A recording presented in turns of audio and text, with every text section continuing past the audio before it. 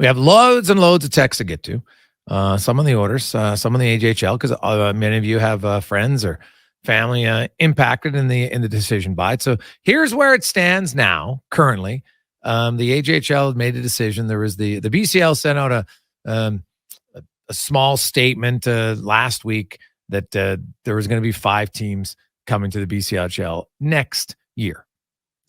And those 5 were Brooks and Blackfalds, Okotoks, Sherwood Park, and Spruce Grove for next season. Now, those current 5 teams, according to the AJHL and everybody, was in good standing with the league prior to this. So this announcement came out, and they decided to cancel any games involving the remaining 11 teams and those 5 teams. Now, the AJHL put out a statement that it was about safety.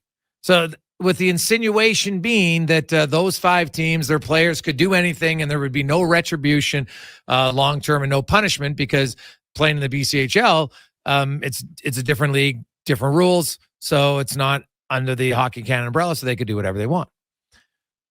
Now, the reason that argument, to me, I raise my eyebrows is then every 20-year-old in the AJHL who, guess what, can't play next year would not have any suspension problems. What's the difference?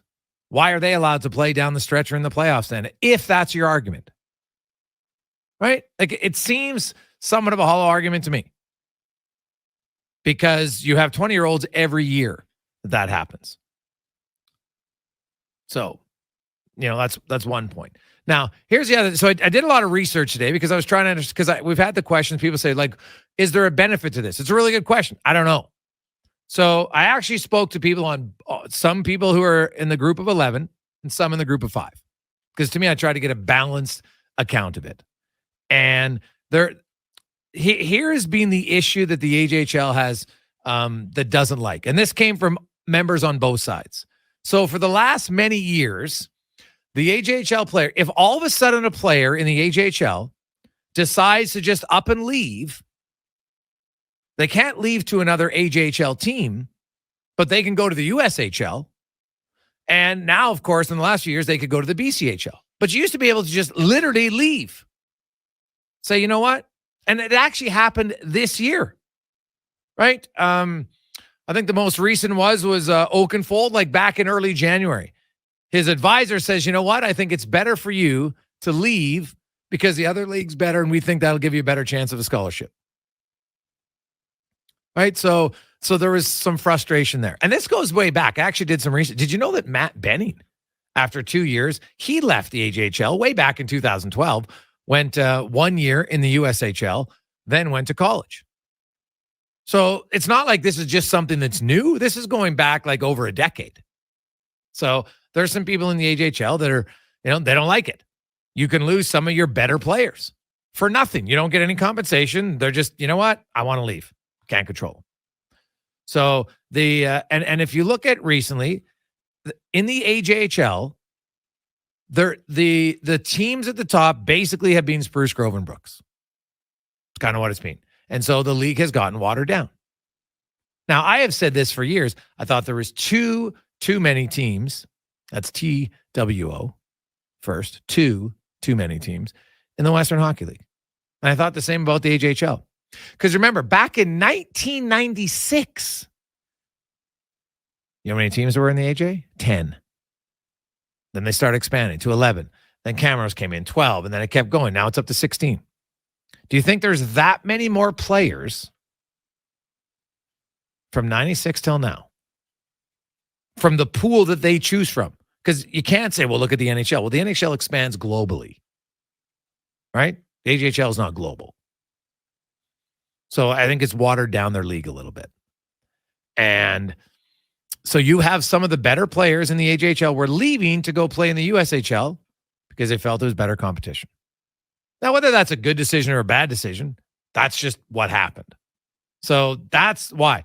I know there's a lot of people saying it's about money. Having talked to actually an owner from one of the 11 teams that isn't going, he's like, I'm going to be very surprised to see how these teams do because your costs go up. Our costs aren't going down. I think there's a big myth that this is going to be about making more money. How do you make more money in the AJHL when it's not like suddenly you're going to have way more fans? Right? It's not like this move is going to suddenly increase your fan base significantly. You're going to have increased travel costs for sure. Right? That's just a fact. So I don't really believe people like to throw out money because it's something that grabs everybody's attention. But then when you dig down into it, I'm like, I'm not really sure it's about money. Now, there are a few things about the AJHL why I question this decision. Because to me, it's kind of like they decided to be half pregnant. And that it's physically impossible.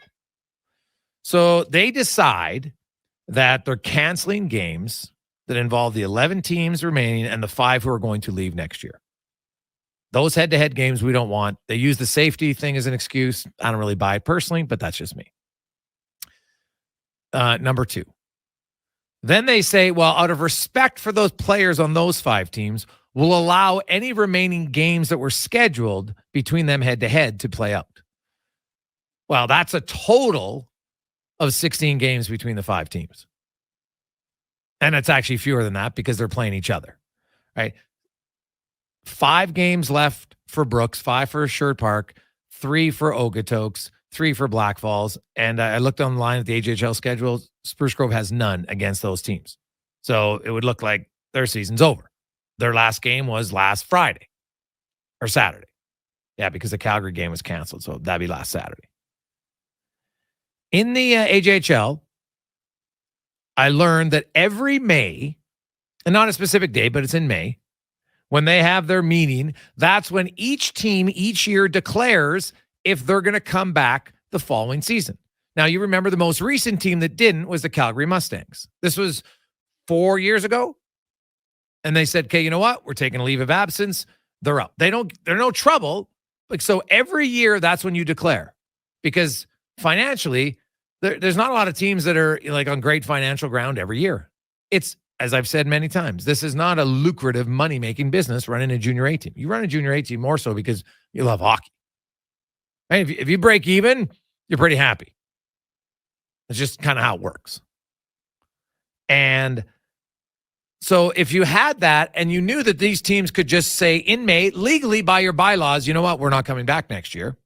Okay. Like, I don't really understand what the benefit is for the AJHL to go about it this way. That's all. If you say that you don't want to punish the players, then don't punish them. And if you say, you know what, we don't want you to play our 11 teams because we're worried about you guys taking cheap shots because there's no retribution, then let the 5 teams play each other. Like, what am I missing? How would that, you have a schedule. Those 5 teams play kind of like in their one division. The other 11 play in theirs. Now, you know what? The 11 teams would be the ones that would battle for the actual AJHL title. The other 5 could just have their own play-in tournament. Call it whatever you want. Maybe you call it nothing. Right? But if you're going to say that you respect the players and you want them to play, then let them play. That's all I ask. Let them play. Tell me what I'm missing here. It doesn't make sense, right? Like, and the other thing was, like, there wasn't really any due process involved in this, right? It came out on a social media account from the BCHL and then the AJHL in conjunction with Hockey Canada. And that's probably the time that really irks me the most. So think about this for a moment. Now, you can be upset that these teams say, hey, we're going to leave next year. But by the wording of their bylaw, they've done nothing wrong by saying they want, and they didn't release the press release. It was the BCHL. Right now, are they part of it? I guess technically in a way, yes, but not officially, no. Either way. So it's a press release, people know. Was it that heinous to act like this compared to how Hockey Canada, and oh, by the way, Hockey Alberta, because there are cases in Alberta of hockey teams with kids getting in trouble in hotel rooms that isn't talked about. They barely crack down on them. But they will come out hammering this. Think about where our priorities are. So did they damage anyone? Was anybody inflicted? Was there any damage done when this announcement came out? Physically to anybody? Not that I see. Was there any emotional damage that's long-term traumatic? because the fans of those teams are still going to have their teams next year. Their teams aren't folding. They're just going to play against different teams. That's it. They're not folding. So you're going to come out and react like this to something where there's actually no physical and emotional damage, but you're a bully, Hockey Canada. And it's like, oh, you know what? You can't tell us you can't do this, so we're going to make you look bad. But hey, by the way, if there's anything that's sexually assault related, let's try to cover it up. Like, seriously? That's where we're at right now? And you wonder why people look and say the hockey culture has got a real problem. Because all you got to do is look at how they acted around this. If anyone can explain to me why this is good, and don't give me the lame argument about, well, there could be something that happened in there. And if you wanted to, you could even just say, we're going to finish the regular season, and then the playoffs, you 5 will go in your pool, the other 11 can go in theirs. Because the playoffs are never guaranteed, by the way. Right? When you pay all your dues, which have been paid, by the way. So are you going to reimburse those dues now? Right? Because if you say you're not hurting the kids, right, are you going to reimburse that? What's going to happen there? So it's, to me, I don't like the optics of how quickly and harshly a decision is made on something like this, where you might not like it. And that's fair. I can understand people don't like change. And I can see some people saying, you know what? I don't think this is good for the game. Maybe we can have a debate on that. We can have a discussion on it for sure. But when you compare it to cover-ups, which one's worse? And which one was handled more swiftly and more severely? How's that? Doesn't make sense to me at all.